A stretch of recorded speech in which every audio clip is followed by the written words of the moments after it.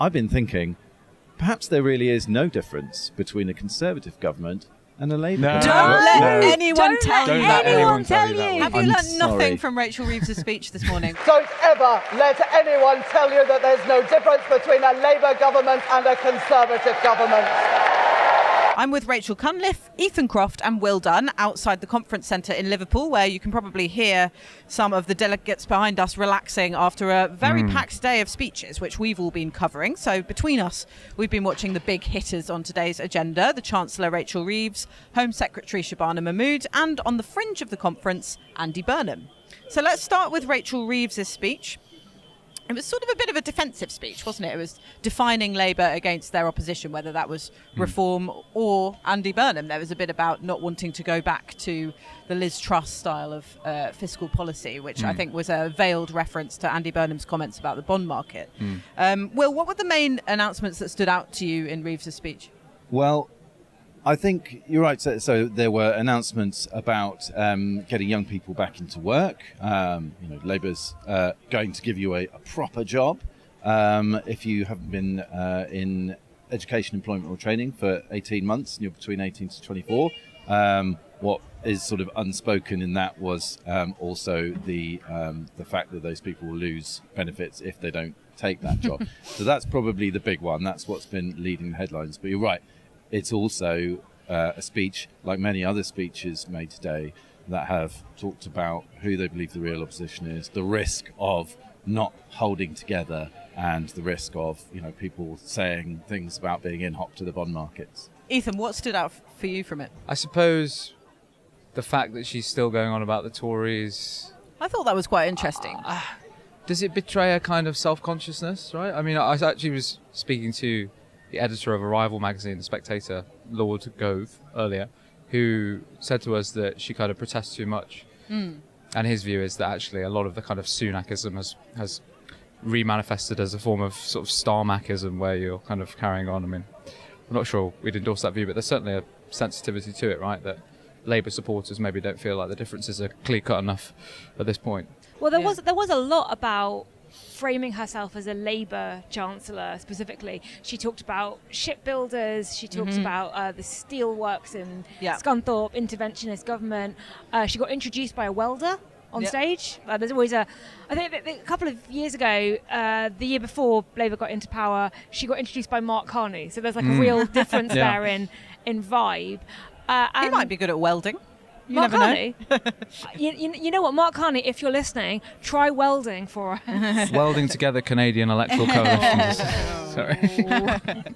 Yes, no, I agree with you that she was sort of playing to the crowd of Labour members quite a bit. And also she was very much on the attack towards reform as well. She called reform the single greatest threat to our way of life and to the living standards of working people. And she also did a sort of shopping list of the things that she would accuse reform of doing, like cozying up to Vladimir Putin, which is one of the attack lines they think is quite a sort of fruitful one. So I thought the Vladimir Putin line was really interesting, because that's not really something you'd associate with the Chancellor, but it was kind of a throw all your Nigel Farage attack lines.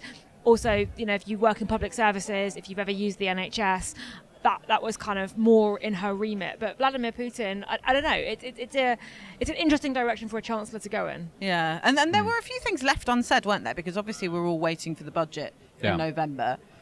Most economists and commentators that you speak to think that it will be impossible not to break the manifesto pledges on tax in some way or another. She didn't give us much on that, did she, Will? But no, there wasn't really any kind of pitch rolling for big transformative changes to the tax system. There was, as we said, a fair bit of, remember Liz Truss, remember the bond markets, remember we got to stick to the fiscal rules, and we're going to do things sort of gradually, and that probably does tell you the kind of temperature of the stuff that's going to be in the budget. Yeah. Do you think she did a little bit, not of pitch rolling for policy, but a little bit of something she said about we may have to make tough decisions, economic headwinds, hinted that maybe the OBR would score the sort of fundamentals of the British economy weaker, and if they do that, sort of laying the groundwork for we might have to raise taxes, but that's because the economy is weaker, and that's because of what the Conservatives did, so it's not really our fault, guys. I got kind of the hints of where the argument is going to be ahead of the budget from some of the stuff she was saying. Yeah, I think that's been one of the themes of the speeches we've been hearing today is we're going to do some stuff you're not really going to like. That was also a theme of Shabana Mahmood's speech. I think he used pretty much exactly those words. Perhaps that should have been the theme of last year's conference, that it could get all the really when you're further away from major elections. Yeah, exactly. But still a good distance away from the next election, so perhaps it is a good idea to get some dislikable stuff out of the way. We didn't really get anything about the two-child benefit cap as well, which is a big theme of this conference that we discussed on the podcast yesterday, Ethan. She did mention lifting children out of poverty using the breakfast clubs and free school meals policies, but she didn't say anything further on lifting that cap. Yeah, I mean, it's clearly something which is, the ground is moving on it.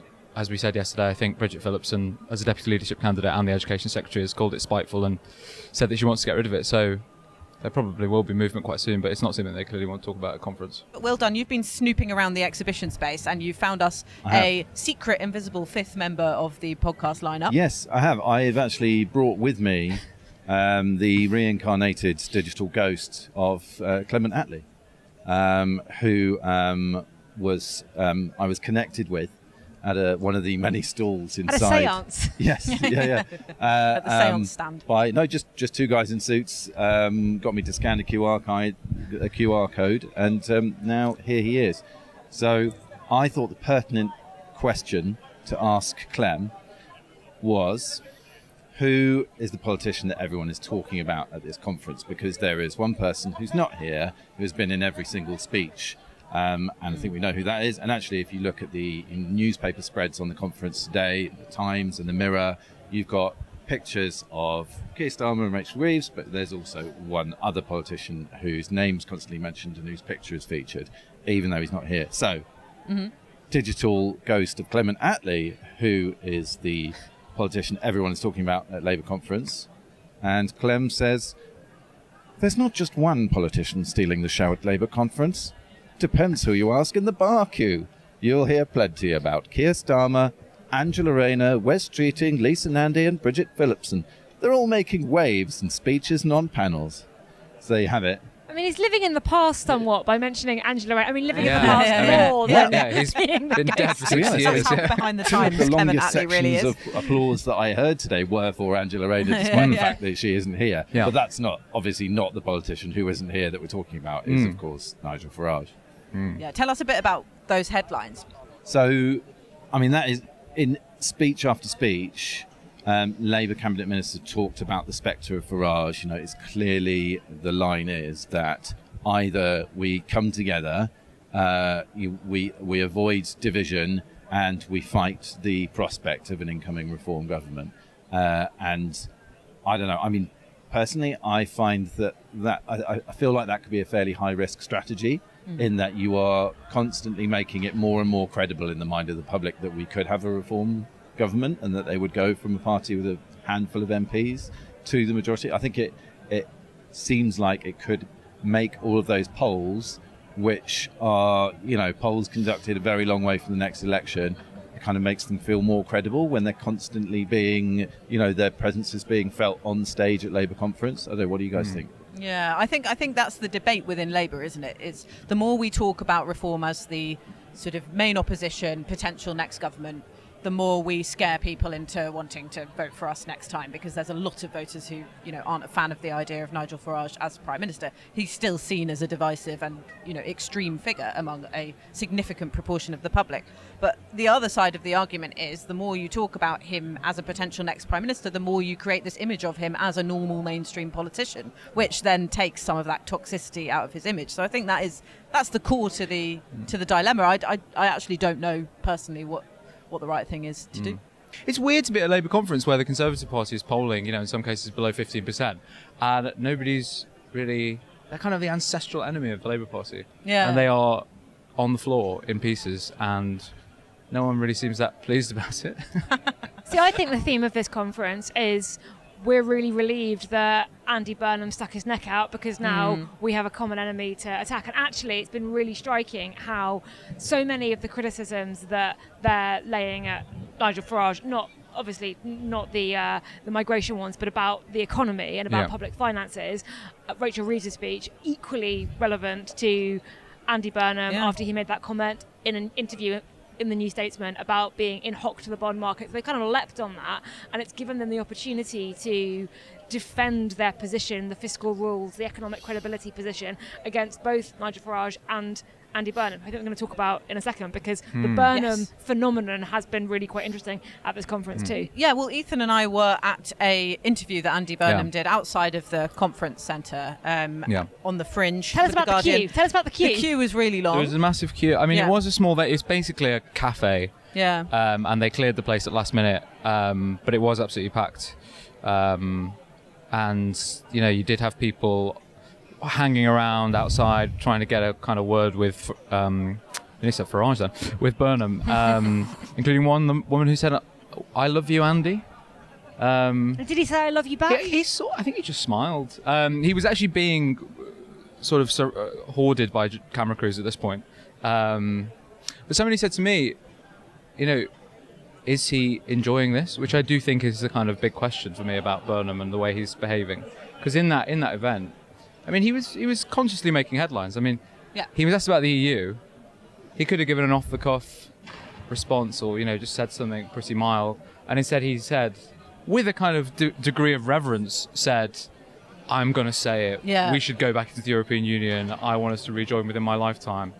Immediately kind of making headlines. Also basically kind of sketched out, you know, in broad terms, what an Andy Burnham budget would look like. He was asked what choices the government should make, you know, come November.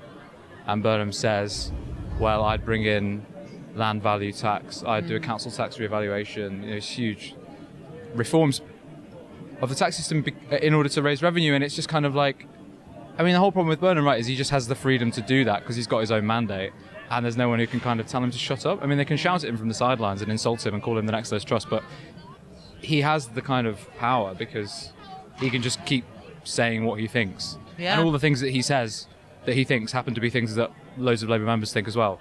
Yeah, Is that and our coincidence? dividing lines with the Labour leadership. Like at the same event, he also said that it's not time to bring in digital ID. Yeah. He said, he was asked about that. He said, not now. He also directly attacked the deselections of various left-wing candidates before the election. About a climate of fear, didn't he? Yeah. Yeah, he was sort of elaborating on that, saying you've got to get out of the culture of, you know, if you like a Green Party tweet, then you'll get ousted from the party. He said, those days should be over. So, which I took as a direct reference to the Faiza Shaheen, was it the deselection of Faiza Shaheen in Chingford before the election last July. So yeah, it was pretty strong stuff.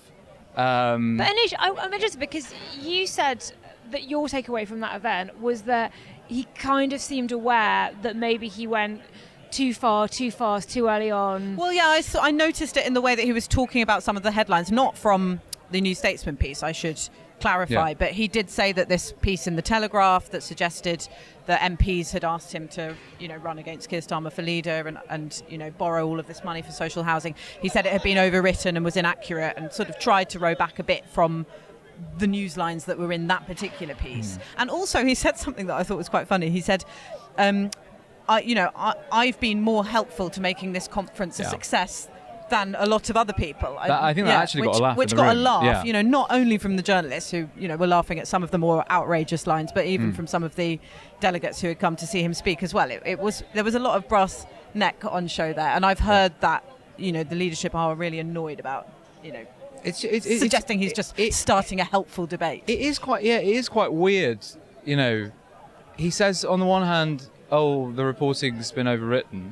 Yeah. And then on the other hand, Kieran Stacey from The Guardian said, well, will you rule out dropping out of your term as Manchester Mayor to go back to Westminster? He didn't rule it out. Have you had conversations with MPs in recent days about running a leadership challenge? He wouldn't rule it out. Yeah, he didn't deny it. It is weird. I mean, it's weird, right? It's just like, what? I mean, maybe it's not so weird. But it's like, what's the game, you know? The mood, though, overall, is interesting because we were all talking last week about how negative the mood we thought was going to be, and last year's conference, partly because it poured with rain for 3 days, partly because you had all of the Sue Gray and the freebie stuff happening at that time, but last year's conference did not feel very upbeat. This one actually feels a bit more cheerful and they feel a bit more on message. And I wonder, this is the government, and the government and MP specifically, not members and activists in the wider Labour ecosystem. But I wonder if the Andy Burnham stuff has kind of sharpened minds a bit, and they feel like they know what they're aiming at now. They've got a bit of purpose to them, or possibly it's just sunny. I don't know. Yeah, well, even MPs that I've spoken to who are openly, disloyal to the government have said rude things about Andy Burnham to me. One of them described him as that ex who breadcrumbs you. So I was like, okay. It is slightly odd to be talking about a climate of fear while openly launching a leadership bid, isn't it? Yeah. Well, let's move on to Shabana Mahmood's speech, the new Home Secretary. Rachel, your analysis of this, which was that she was sort of trying to redefine patriotism. Yeah, well, I actually think that the whole of this conference is about trying to redefine patriotism. The term that they're using a lot is patriotic renewal. So Rachel Reeves talked about it too. There's decline or there's investing in the country. That's patriotic renewal.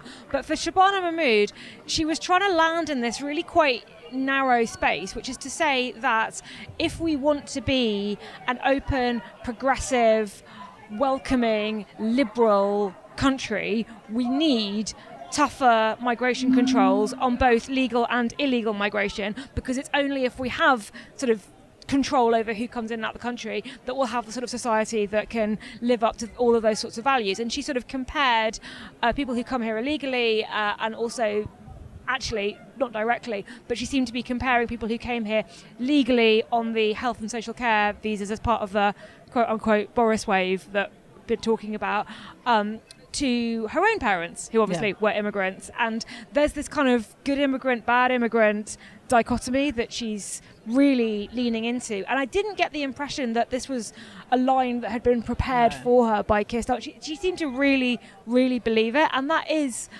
sort of striking, that they've got a Home Secretary who is making tougher border control patriotic from a left-wing perspective, or is trying to frame it in that way. Yeah. And yet she also hit out at Tommy Robinson, didn't she? Yeah. In ways that perhaps Keir Starmer and other members of the cabinet don't feel they quite can. Well, she called him a convicted criminal and a former sort of BNP activist, both of which are true.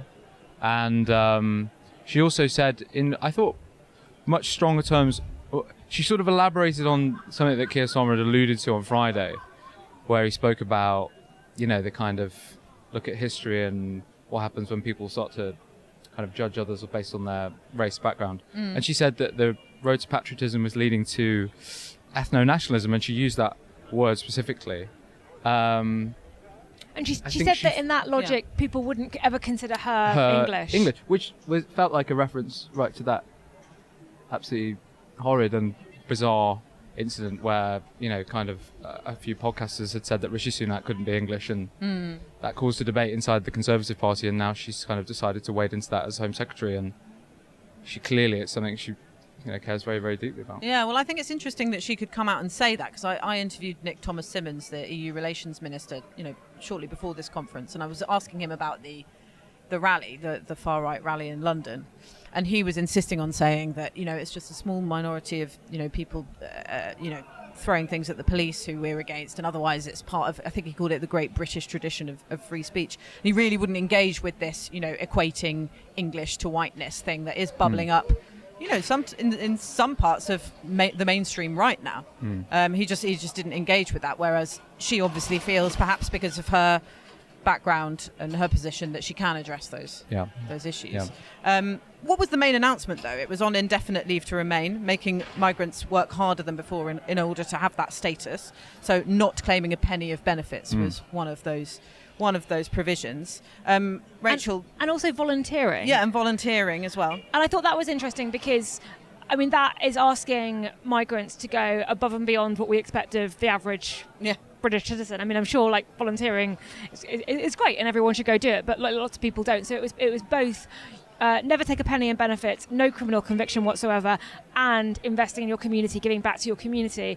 I'm quite interested in how that's going to land in Labour circles, or how it's going to land, for example, with, I don't know, foreign medics who come over here to staff our hospitals and who work a night shift, and are they expected to go volunteer? What does that mean for people who come over here and marry British citizens and have children, and if they're out of the workforce, does that mean that they're not contributing? So there are lots of questions around this policy of extending the time that you have to be here to apply for indefinite leave to remain from 5 to 10 years. So on the one hand, it's really quite strict what she is proposing. On the other hand, she was sort of categorically condemning Reform's policy that if you have indefinite leave to remain already, they're going to come and they're going to revoke that. So again, it's this sort of slightly strange middle ground that she's trying to occupy. Yeah. And it's interesting as well that ordinary members of Labour members can't just go into the conference hall. You have to get a ticket for it, and they're trying to stop the protests and the heckling or whatever. She didn't get heckled.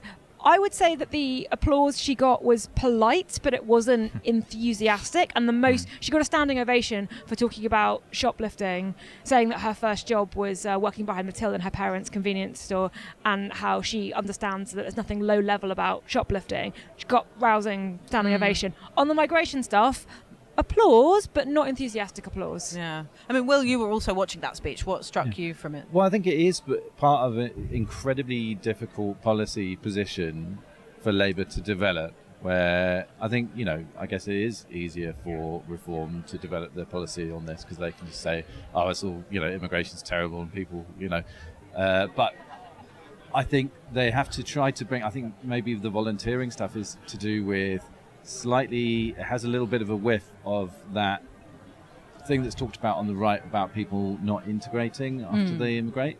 Yeah. I also think it sounds quite impractical, hard to, it's probably quite hard to track, hard to enforce. What are the penalties for people who don't do the volunteering? That's quite a clunky sounding system. And a really difficult policy for them to be able to develop that recognises people's concerns about immigration while also putting a dividing line between Labour and other policies that they might describe as racist or hateful or unpleasant.